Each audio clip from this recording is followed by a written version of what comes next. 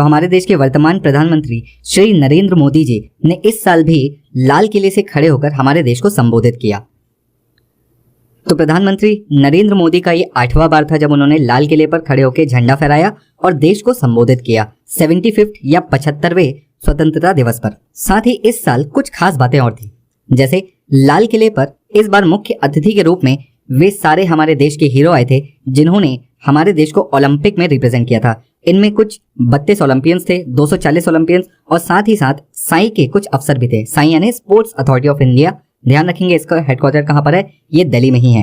तो यहाँ पर ये हमारे एक तरीके से चीफ गेस्ट थे क्योंकि 2020 टोक्यो ओलंपिक हमारे देश के इतिहास में सबसे सफल ओलंपिक माना जाता है क्योंकि यहाँ पर भारत ने कुल 7 मेडल लेकर आए हैं। कितने? कुल 7 मेडल, जिसमें से एक गोल्ड मेडल है, किसने जीता है? नीरज चोपड़ा ने। कौन से खेल में? जेवलिन में। तो इन सारे पॉइंट्स को ध्यान रखिएगा।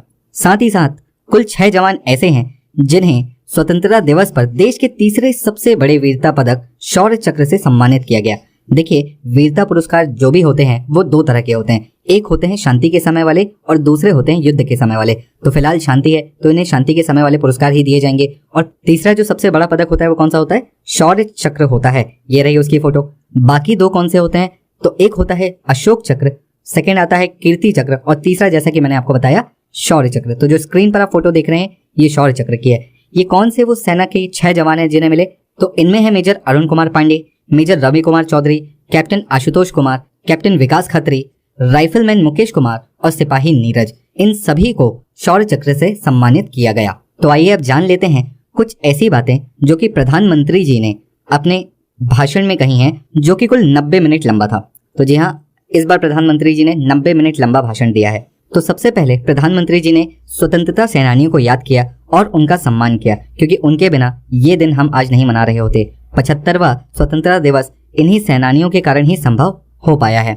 साथ ही साथ मन से ही उन्होंने जितने भी ओलंपिक खिलाड़ी वहां पर मौजूद थे उन सभी का सम्मान किया और साथ ही लोगों से आह्वान किया कि वो खेल और खिलाड़ियों का सम्मान करें ताकि हमारा देश इसी तरीके से आगे आने वाले ओलंपिक्स में और भी मेडल लेकर आ पाए। साथ ही 9 लाख करोड़ की गति शक्ति योजना का भी ऐलान किया। ये बहुत इंपॉर्टेंट है, इसके बारे में डिटेल्स हमें आगे पता चलेंगी, बट फिलहाल यहाँ पर योजना का ऐलान हो चुका है। जो टोटल फंडिंग है वो है 100 लाख करोड़ की। ये योजना नेशनल इंफ्रास्ट्रक्चर का मास्टर प्लान बोला जा रहा है। तो बेसिकली इस योजना में क्या है कि यह योजना देश के विभिन्न कोनों को जोड़ने के लिए बनाई जाएंगी, यानी कनेक्टिविटी बेटर करने के रूप से। अब वो चाहे एयर कनेक्टिविटी हो चाहे रोड कनेक्टिविटी हो, जैसे भी हो, पर यहाँ पर कनेक्टिविटी बेहतर की जाएगी ताकि कम से कम समय लगे और रोजगार के अवसर भी बढ़े। इसके साथ श्री नरेंद्र मोदी ने नेशनल हाइड्रोजन मिशन का भी ऐलान किया। देखिए, यहाँ पर हमने अभी कुछ दिन पहले देखा था कि टोक्यो ओलंपिक में किस तरीके से जापान ने पूरा ओलंपिक विलेज को हाइड्रोजन एनर्जी से चलाया था। तो देखिए, उसी के तर्ज पर नेशनल हाइड्रोजन मिशन भी चलाया जाएगा। मोदी जी ने क्या कहा था? हमें ग्रीन हाइड्रोजन के प्रोडक्शन एवं एक्सपोर्टर का हब बनना है। ये भारत को आत्मनिर्भर बनाएगा। क्लीन एनर्जी का यह क्षेत्र क्लीन ग्रोथ, क्लीन जॉब के अवसर हमारे युवाओं और स्टार्टअप को प्रदान करेगा। तो देखिए, यहाँ पर ये जो पॉलिसी है ये पूरी की पूरी एक तरीके से देश और देश के युवाओं और स्टार्टअप्स को बूस्ट करने वाली है। तो आइए देखते हैं कि आगे और क्या नरेंद्र मोदी जी ने हमारे लिए यहाँ पर रखा है। तो देखिए, अब सैन्य स्कूल में या सैनिक स्कूल में लड़कियों का भी प्रवेश शुरू हो पाएगा। जी हाँ, सैनिक स्कूल में अभी तक केवल लड़कों का ही प्रवेश होता था, अब यहाँ से लड़कियां भी स्कूल में पढ़ पाएंगी।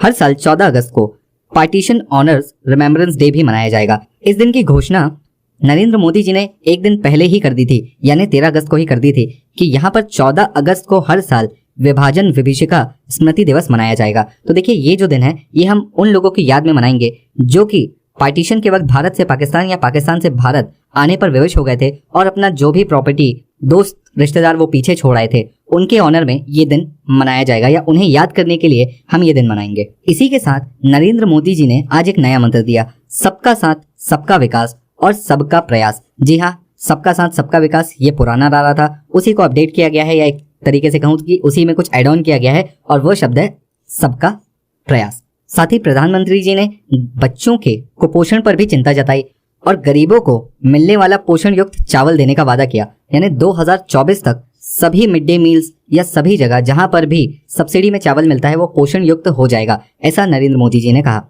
साथ ही नरेंद्र मोदी जी ने कहा कि जल्द ही हजारों अस्पतालों के पास अपने ऑक्सीजन प्लांट होंगे, यानी ऑक्सीजन की किल्लत जो हमने अभी सेकेंड वेव में देखी, कोविड सेकेंड वेव में, वो आगे ना देखने मिले, इसीलिए यहाँ पर ये प्रस्ताव भी उन्होंने रखा।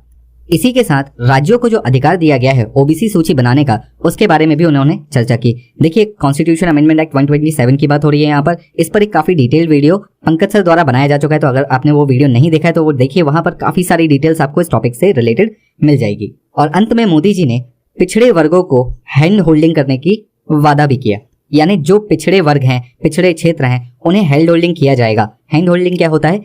हैंड होल्डिंग वो होता है जहां पर एक तरीके से पिछड़े वर्गों को हाथ पकड़कर आगे विकास की ओर लाया जाए। तो इस पर भी हो सकता है कि आगे भविष्य में हमें कुछ योजनाएं देखने मिले। तो ये थी वो सारी अपडेट्स जो श्री नरेंद्र मोदी जी के भाषण में थी। तो आई होप आपको ये वीडियो पसंद आया होगा। साथ ही ऐसे ही और इन्फॉर्मेटिव वीडियोस के लिए वीडियो को लाइक करें, चैनल को सब्सक्राइब करें। हम मिलते हैं नेक्स्ट वीडियो में। तब तक keep studying and stay safe. जय हिंद।